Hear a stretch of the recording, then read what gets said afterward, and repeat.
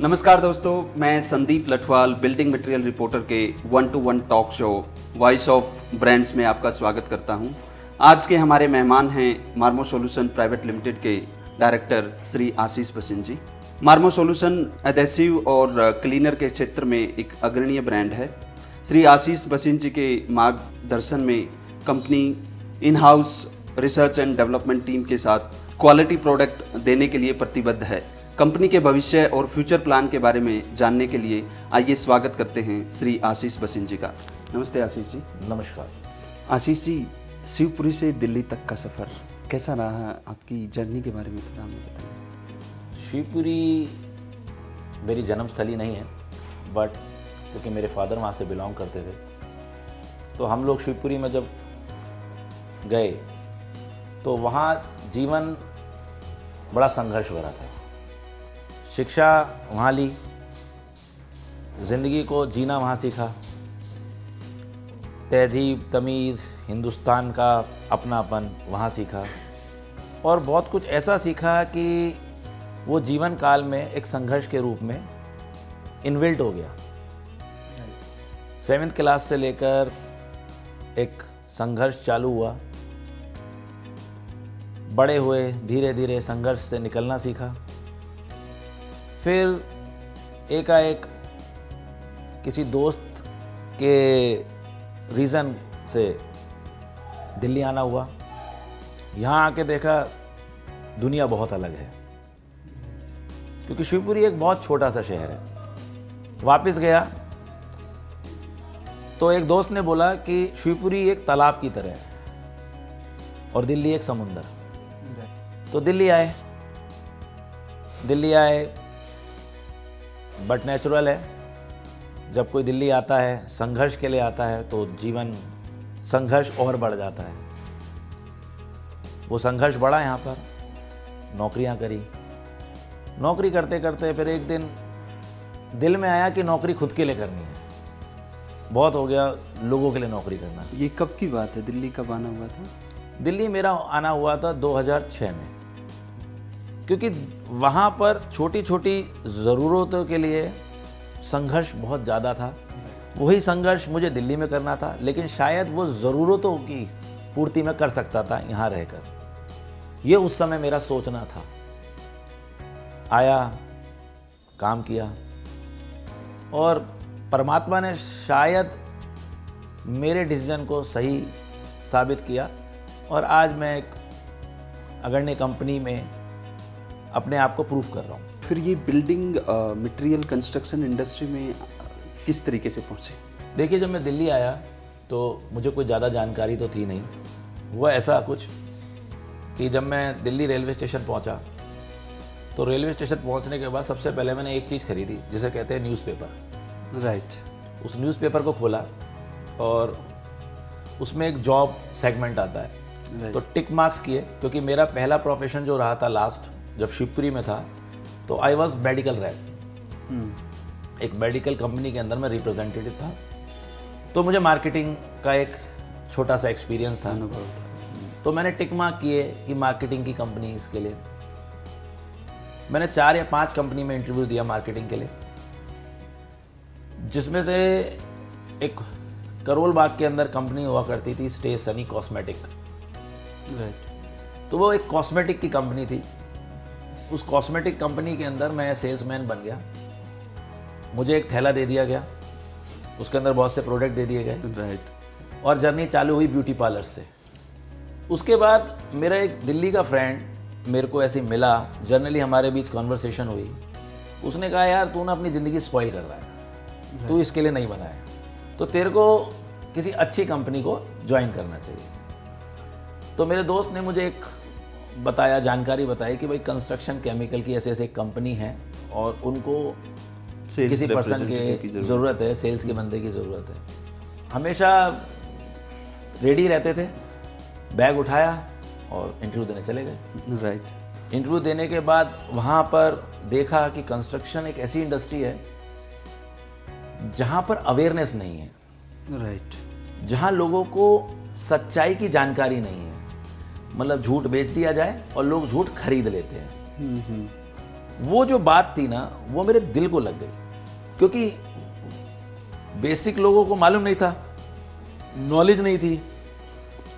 फिर उसको रीड करना चालू किया, पढ़ा, फिर समझ में आया कि भाई सच बोलना चाहिए। जॉब क्विट करी और खुद का काम चालू किया। चैलेंजेस बहुत ज़बरदस्त, क्योंकि जिस प्रोडक्ट्स को हम लोग मार्केट में सेल करते थे, इंडिया के अंदर कोई कंपनी नहीं थी। ये कब की बात है?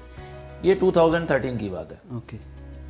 2013 में जनवरी में मैंने क्विट कर दिया था जॉब वहाँ से। उसके बाद 2013 जनवरी से मैं स्टार्ट हो गया था कि भाई कैसे इस जो इंडस्ट्री है उसके अंदर एवोल्यूशन लाया जाए, कैसे इसको पीपल्स को एजुकेट किया जाए कि क्या सच है और क्या झूठ है। बिजनेस में आपकी जर्नी स्टार्ट हो गई थी 2013 से। शुरुआती तौर पे काफ़ी सारे चैलेंजेस भी रहे होंगे, तो वो जो एक दौर था बिजनेस को सस्टेन करने का, स्टेबल करने का, वो दौर कैसा रहा? देखो, जब आप किसी बिजनेस को खोलते हो या ओपन करते हो आप, तो दो तरीके के लोग होते हैं। एक जो पूरा पेपर वर्क करके बिजनेस को खोलते हैं, एक जो बिजनेस खोल लेते हैं। राइट। इसमें मैं कर सकता हूँ, मेरे ब्लड के जो जीन्स हैं उसने काम किया, बिकॉज मैं एक पंजाबी फैमिली से बिलोंग करता हूँ। तो हमारे यहाँ एक कहावत है कि हमारे यहाँ ढाबा पहले खोलते हैं, उसके बाद सोचते हैं कि ढाबा कैसे चलाएं। राइट। तो कंपनी खोल दी, ओपन कर दी, मार्केट में प्रोडक्ट्स लॉन्च किए।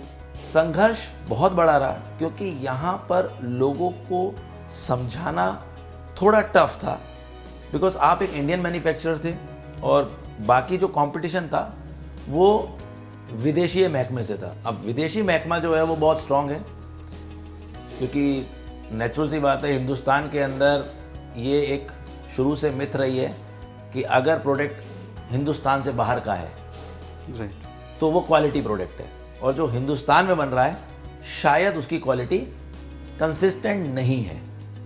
ऐसा नहीं है कि उनको ये है कि इंडिया में क्वालिटी नहीं बनती है।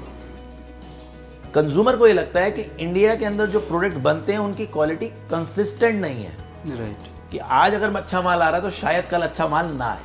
तो हमने इन सब चीज़ों को रीड किया, हमने यहाँ के लोगों की मानसिकता को समझा, उनके इमोशंस को जाना, क्योंकि हिंदुस्तानी आदमी पूरे वर्ल्ड में अपने इमोशंस को लेके बहुत ही ज़्यादा मशहूर है। राइट। कि हम लोग इमोशनल हैं, एक दूसरे से आज भी अटैच हैं कहीं ना कहीं। हमने समझा, हमने उनकी तकलीफ़ों को समझा, हमने ये समझा कि वो लोग कहाँ पर प्रॉब्लम में फंस रहे हैं। तो धीरे धीरे उनकी प्रॉब्लम को रिजॉल्व किया, उनका जो सोच है उनके विश्वास में कन्वर्ट किया। राइट। और आज हमें मान सकते हैं कि हम बहुत बेहतर कर रहे हैं। राइट। और समझ है कि और बेहतर करेंगे। Definitely you will.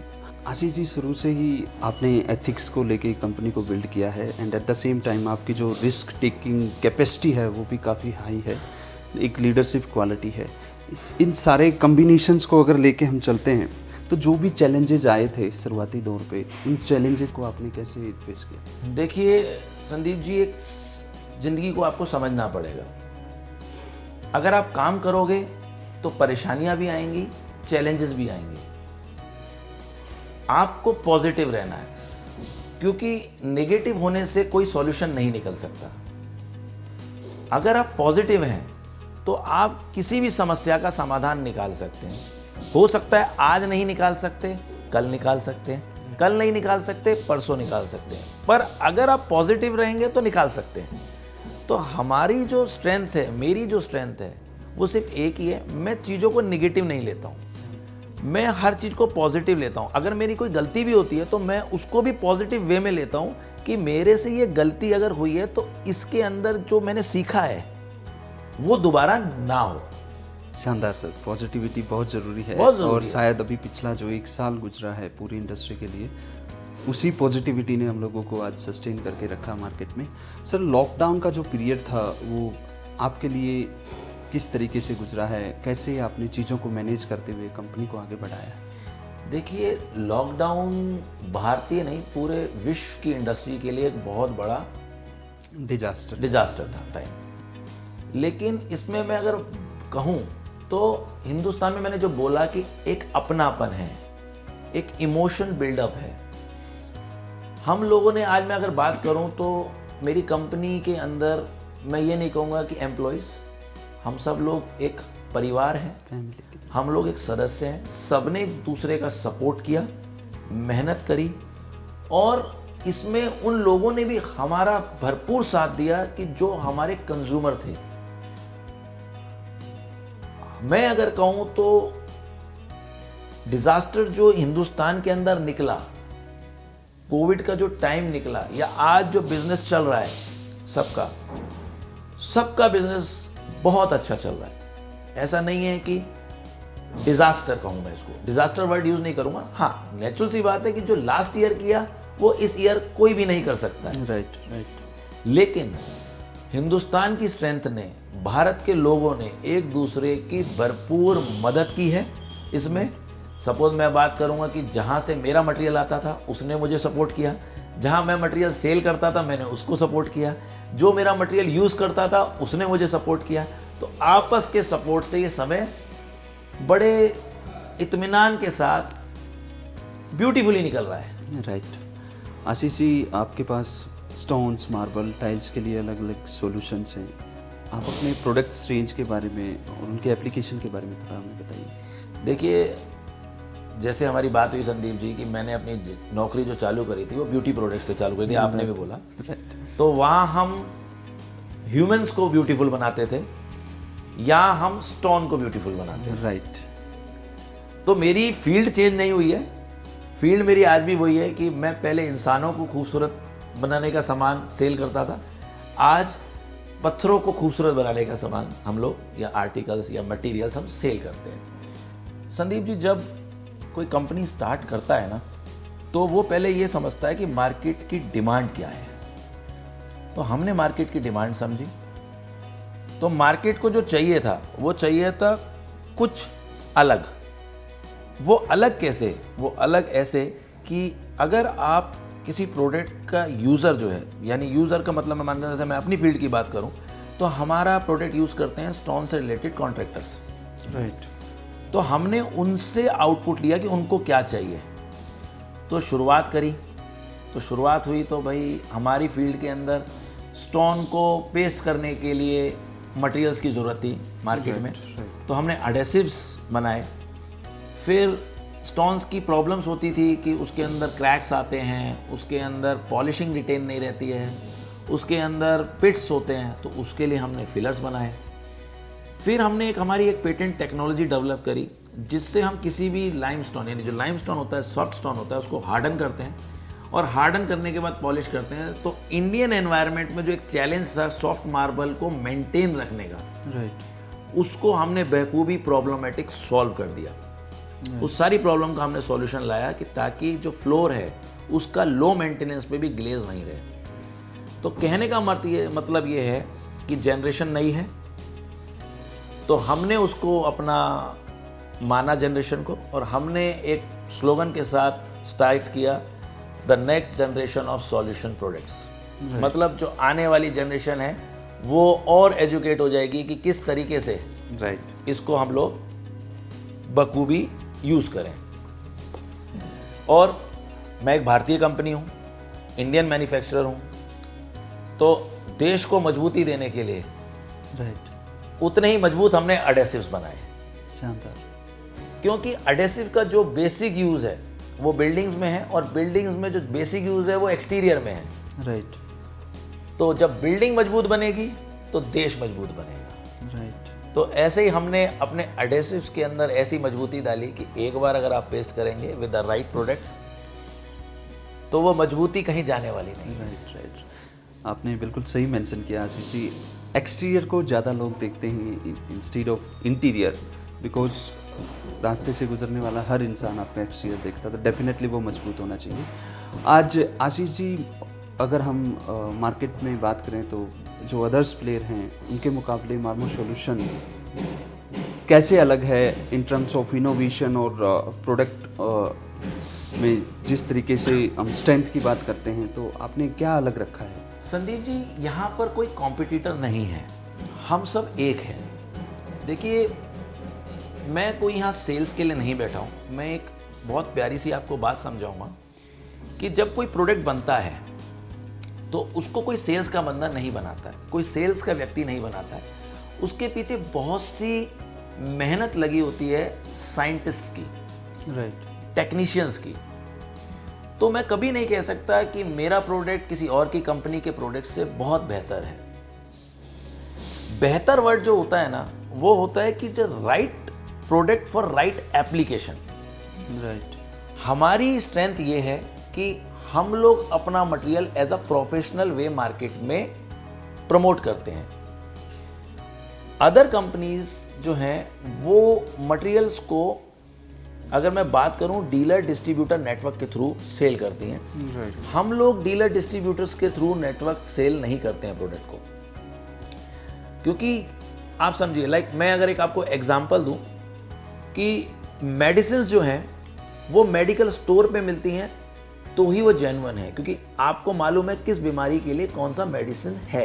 राइट, तो अगर आप किसी मेडिकल स्टोर वाले के पास जाएंगे, उसको बोलेंगे मुझे खांसी है, तो वो आपको खांसी की दवा देगा। अगर आप कहेंगे बुखार है तो वो बुखार की दवा देगा। राइट, सेम होना चाहिए इन अ कंस्ट्रक्शन इंडस्ट्री कि जब एक क्लाइंट अपनी एप्लीकेशन बताता है कि साहब, जैसे आपने बोला कि एक्सटीरियर एक बहुत ही वास्ट एरिया होता है और हर बिल्डिंग का, तो उसमें सबसे महत्वपूर्ण होता है कि जो वो बाहर पत्थर लगा रहा है, वो टाइल लगा रही है, वो कभी जिंदगी में फॉल नहीं होना चाहिए, गिरना नहीं चाहिए। Right, right. तो ऐसे में क्या होता है कि जब आप एक दुकान के पास माल लेने जाते हैं तो वो टेक्निकल नहीं है, वो एक कमर्शियल हब है।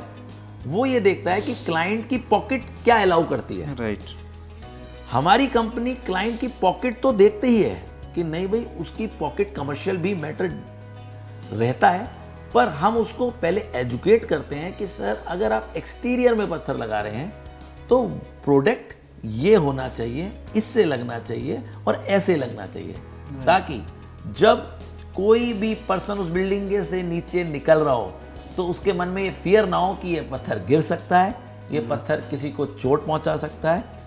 कंक्लूड करूं तो, क्योंकि मैं एक भारतीय हूं, मुझे मेरे भारतीय लोगों की जीवन की कीमत पता है।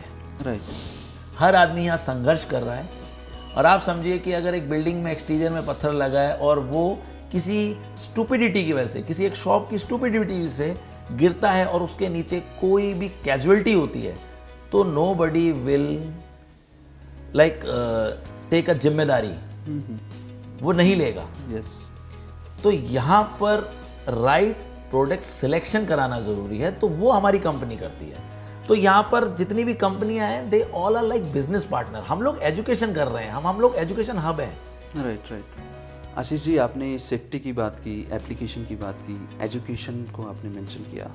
मार्मो सॉल्यूशन आज इन सब के लिए क्या एफर्ट डालता है मार्केट के अंदर? आप अपने कॉन्ट्रैक्टर को, एप्लीकेटर को किस तरीके से स्किल करते हैं इन सब चीज़ों को लेकर? संदीप जी, पहली बात तो समझिए कि मेरे लिए ये कंपनी एक बिजनेस अपॉर्चुनिटी नहीं है, ये अब मेरी एक हॉबी हो चुकी है।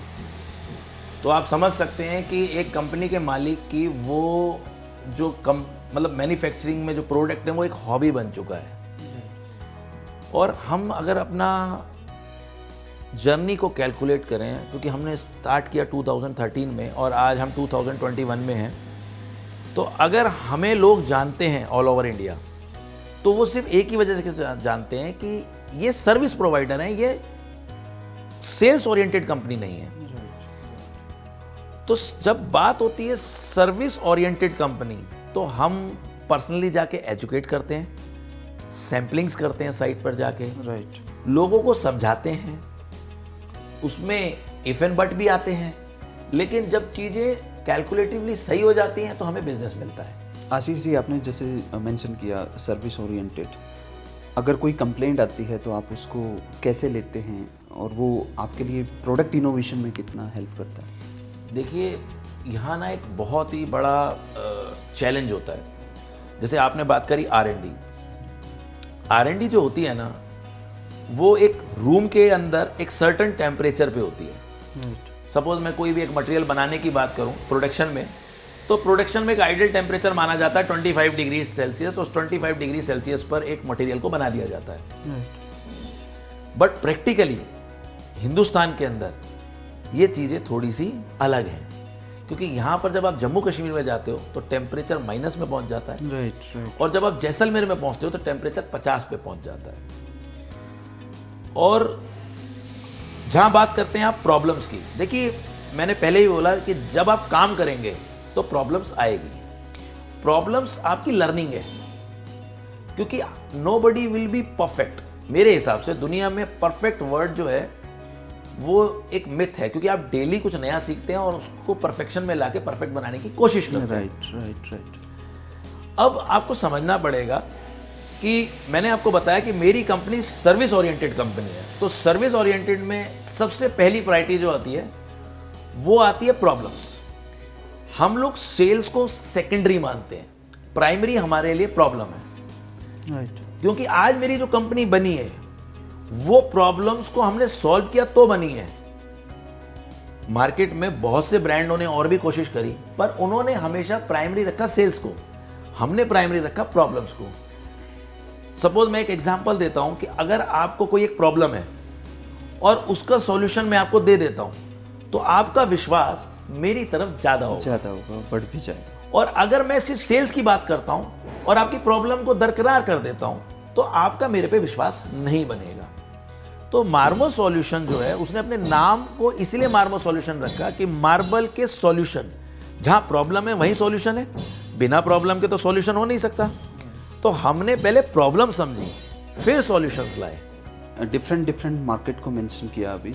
आज मार्मो सॉल्यूशन इंडिया में कहाँ अवेलेबल है, किस किस मार्केट में आप पहुँचे हैं? क्योंकि बिल्डिंग मटेरियल रिपोर्टर की रिसर्च टीम हम लोग टियर 2 टियर 3 मार्केट पे काफ़ी रिसर्च करते हैं, अलग अलग मार्केट में पहुँच रहे हैं। तो मार्केट का पोटेंशियल बहुत ज़्यादा है, आज वास्ट एरिया पे मार्केट फैल रहा है। तो अभी आप कहाँ पहुँचे? देखिए संदीप जी, ऑलमोस्ट हर मेट्रो सिटीज़ में हम अवेलेबल हैं, जिसको टाइप 1 सिटीज़ हम लोग कहते हैं।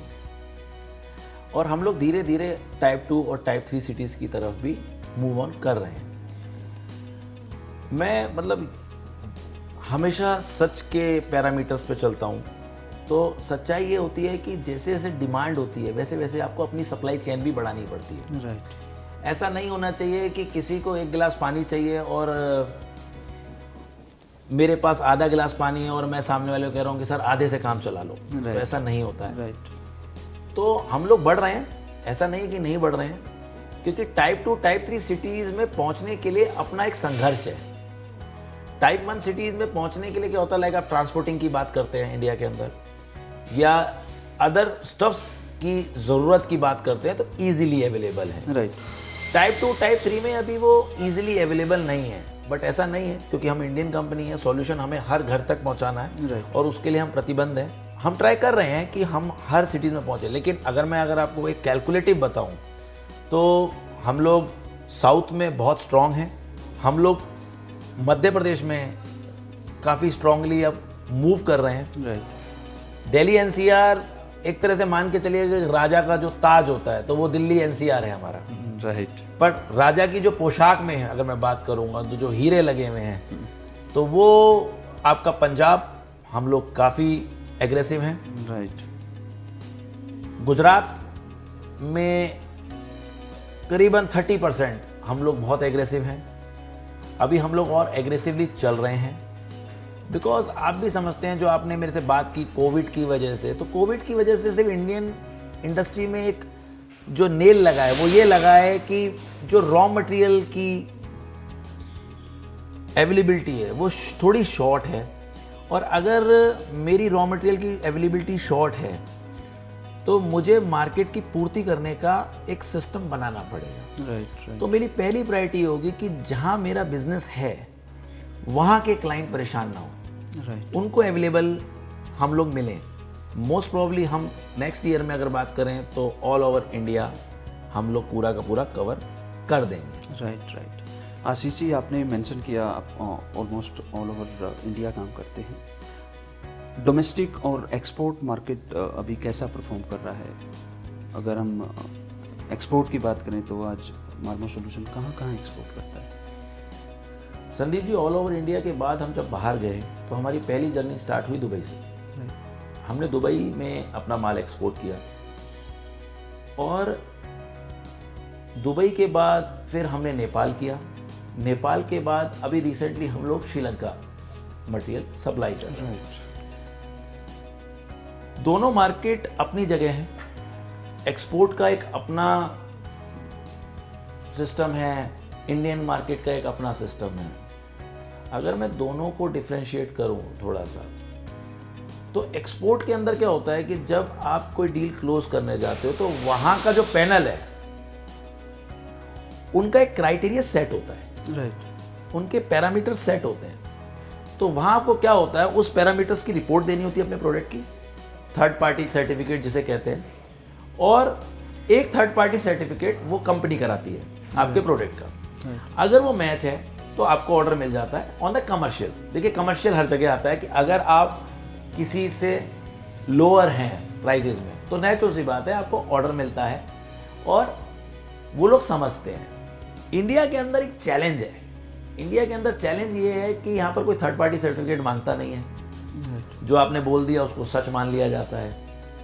आप क्या दे रहे हो क्या नहीं दे रहे हो, कोई मतलब आप समझ रहे हैं बात। इंडियन मार्केट थोड़ा डिफरेंट है। राइट। तो यहाँ पर चैलेंजेस ज़्यादा टफ हैं। दूसरा, जो मेंटल लेवल है इंडियन सोसाइटी का, जब तक वो सही नहीं होगा कि इंडियन प्रोडक्ट भी खूबसूरत हो सकता है, इंडियन प्रोडक्ट भी अच्छा हो सकता है, इंडियन प्रोडक्ट में भी जान हो सकती है। राइट।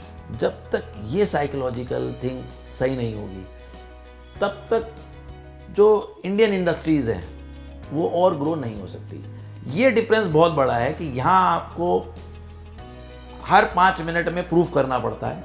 वहाँ अगर आपने एक बार आपको प्रूफ कर दिया तो आपके बिजनेस की चेन ऑटो मोड पे आ जाती है। Right right right. यहाँ आपको हर सेकंड आपको प्रूफ करना पड़ता है, बिकॉज वहाँ पर जो वर्क होते हैं वो बहुत ही प्रोफेशनल वे में होते हैं। राइट। इतने प्रोफेशनल वे में होते हैं कि आपको वहाँ पर ज़्यादा एजुकेट करने की ज़रूरत नहीं होती है। राइट। यहाँ पर मैं अगर एग्जांपल दूँ, बिल्डिंग बन रही है, सिविल का प्रॉब्लम है। सिविल का प्रॉब्लम को आप रेक्टिफाई करने के लिए कहोगे तो एक प्रॉब्लम है। मतलब अगर सपोज मैं एक एडेसिव की बात करूँ तो एडेसिव में हम लोग रेकमेंड करते हैं कि भाई जो कॉम्बिंग होनी चाहिए वो 5 mm से लेकर 15 mm तक के बीच में होनी चाहिए। अब यहाँ 35 mm लग जाता है तो प्रोडक्ट फॉल्ट हो जाता है। Right right. बाहर मार्केट में, अदर कंट्रीज में अगर मैं बात करूं, दुबई में आपको ये प्रॉब्लम नहीं मिलेगी। दे नोज कि 5 mm की ट्रैवलिंग होती है, 5 mm में ही तो वो अपने सिविल स्ट्रक्चर को वैसा रखते हैं। अगर आप बात करेंगे नेपाल की, even the Nepal is more better in civil. वो लोग जो सिविल करते हैं वो जानते हैं कि ये जो प्रोडक्ट है ये रिकमेंडेड इतने पर्टिकुलर सरफेस के लिए है, तो उसको करते हैं। यहाँ वही अवेयरनेस हम लोग फैलाना चाहते हैं कि लोग जो गलतियां कर रहे हैं वो गलतियां रिजॉल्व हो गई ना, तो चाहे मेरा प्रोडक्ट हो चाहे मेरे कॉम्पिटिटर जिसको आप बोलते हैं, मैं बिजनेस एसोसिएट बोलता हूँ, बिजनेस पार्टनर्स बोलता हूँ, राइट। हम दोनों के प्रोडक्ट सही हैं। Right right right. मेन है एप्लीकेशन। हमारी इंडस्ट्री में जो एक ही प्रॉब्लम है वो ये है कि अगर एप्लीकेशन सही नहीं हुई तो सबके प्रोडक्ट खराब है, और अगर एप्लीकेशन हो गई तो सबके प्रोडक्ट अच्छे हैं। राइट। अगर वो राइट प्रोडक्ट है फॉर दैट एप्लीकेशन। तो इस एप्लीकेशन को कैसे ठीक किया जाए? आपको मालूम होगा कि इंडिया जब आज़ाद हुआ था गुलामी से, तो कैसे आज़ाद हुआ था। कुछ लोगों ने हिंदुस्तान का झंडा उठाया था और वो निकल पड़े थे। राइट। धीरे धीरे वो भीड़ इकट्ठी हुई और देश आज़ाद हुआ। राइट। तो मैं भी यही बोलूँगा कि आज के यूथ को नौकरी करने के जगह एबिलिटेड होना चाहिए, जिसको आप स्किल कह रहे हैं, स्किल इंडिया, तो उसको अपने स्किल को पहचानना चाहिए और इंडस्ट्री में आके लोगों को एजुकेट करके खुद भी बिजनेस ले और लोगों को भी बिजनेस दे। Right right right. जिस दिन ये हो जाएगा, किसी को नौकरी मांगने की जरूरत नहीं होगी, किसी को जॉब की जरूरत नहीं होगी, क्योंकि वो जॉब क्रिएटर होगा। यही डिफरेंस तो इंडियन मार्केट में और अदर कंट्रीज मार्केट में।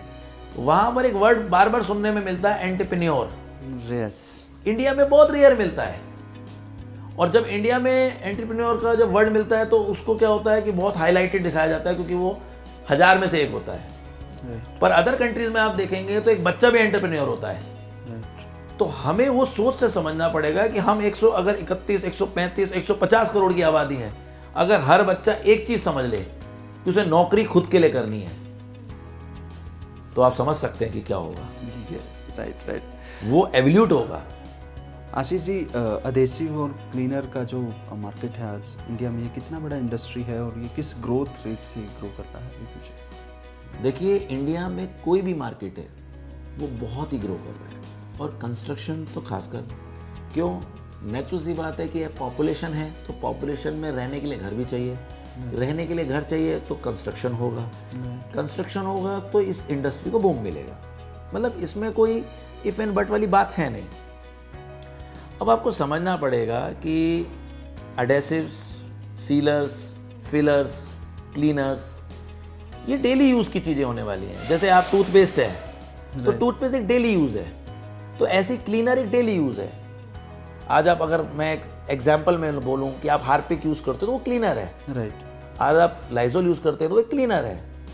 आप अदर कंपनी के प्रोडक्ट काफ़ी चीज़ों का, आप शैम्पू यूज़ करते हैं वो क्लीनर है, सोप यूज़ करते हो वो क्लीनर है। तो इंडस्ट्री तो ग्रो हो ही रही है, हर चीज़ में हो रही है। जहाँ तक मैं स्टोन इंडस्ट्री की बात करूँ तो हाँ, एक टाइम था जो इस इंडस्ट्री को लोग समझते नहीं थे। अब समझ रहे हैं, बहुत सी कंपनियाँ आ रही हैं, हमारे से पहले भी बहुत सी कंपनियाँ थी, आज हमारे बाद भी बहुत सी कंपनियाँ आ रही हैं। अगर मैं नेटवर्थ अगर बात करूँ, एक आइडियोलॉजी है, मेरा व्यू है, मुझे नहीं मालूम मैं कितना क्लोज हूँ और कितना नहीं हूँ, बट ये इंडस्ट्री जहाँ तक मुझे लगता है ये 4 से 5 हज़ार करोड़ की एक इंडस्ट्री है। राइट मतलब ये एक ऐसा ऑप्शन है जिससे लोगों को बहुत अच्छा रोजगार मिल सकता है, जिससे लोगों के अंदर आत्मनिर्भर बनने की एक कैपेसिटी आ सकती है। आशीष जी, आज अगर हम आज से 5 साल बाद की बात करते हैं तो आपके फ्यूचर प्लान्स क्या हैं मार्मो सॉल्यूशन को लेके? मैं आज की बात करूं, मैं प्रेजेंट में जीता हूं, मैं कभी भी फ्यूचर में जीता नहीं हूं। मेरा मानना ये है कि अगर आप पॉजिटिवली अपना 100% देते रहेंगे तो आप कहीं ना कहीं पहुंचेंगे और पॉजिटिव पीक पे ही पहुंचेंगे। फ्यूचर में हम लोगों का जो आइडियोलॉजी है वो मैं आपको बता सकता हूं कि हमारी आइडियोलॉजी ये है कि हम लोगों को एजुकेट करें, फ्यूचर के लिए रेडी करें, क्योंकि आज जो स्टोन है कल कौन से स्टोन होंगे, कल क्या इंडस्ट्री होगी, तो उस क्या चैलेंजेस होंगे, तो उसके लिए हम अपनी लर्निंग चालू कर रहे हैं। बाकी बिजनेस को लेके ना तो हमने कभी अपना फ्यूचर सोचा ना हम सोचते हैं, क्योंकि हम लोग फिगर ओरिएंटेड कंपनी है ही नहीं। मैंने आपको बताया ना, मेरे को 180 रुपये से मैं आया, आज कितने पे हूँ। एक जनरल वे में अगर मैं बात करूँ कि हाँ CR उसमें हूँ, तो वो मुझे मालूम नहीं है, मैं उस पर ध्यान भी नहीं लगाता। राइट मेरा मोटो है कि मैं लोगों को सॉल्यूशंस दूं, लोगों के साथ 1 to 1 हूँ। Thank you so much, Ashish ji. It was really warming and inspiring session. Thank you so much for your time, sir. Thank you.